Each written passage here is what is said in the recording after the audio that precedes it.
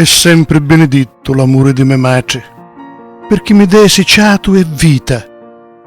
Benedetto è chidro di me pace, perché mi fece a diventare un uomo. Benedetto è l'amore della Madonna, perché m'ama e mi cammina appresso. Benedetto è chidro delle mie figlie, che vanno in talo futuro portando in talo spirito la mia essenza. Benedetto è l'amore di Dio, che m'accarezza lo cuore e m'ammezziglia, dandomi speranza. Benedetto è l'amore che, senza merito, mi fa cogliere lo mistero e mi fa acciuzzare l'oltre. Benedetto è l'amore delle verse, verità che passa nell'arma e lassa in segno. È sempre benedetto l'amore.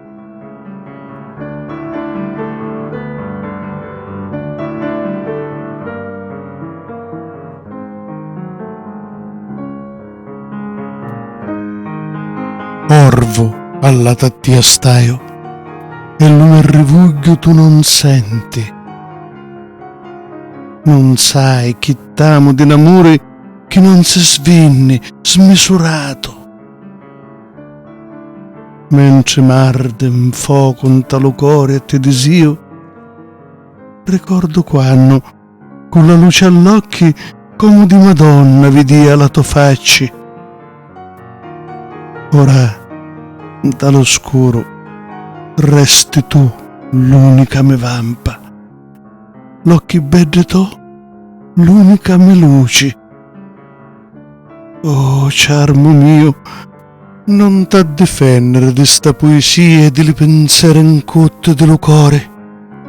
Se colpa c'è, e dell'amore che fa ad ogni me parola un vento smanioso ed ogni me carezza sperlucio senza fini.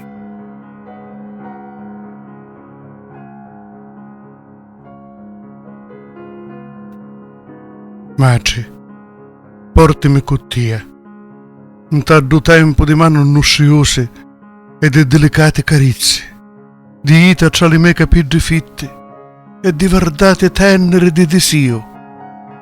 Con te, unne le sonne dello cuore, in taluto cuore si realizzano tutte.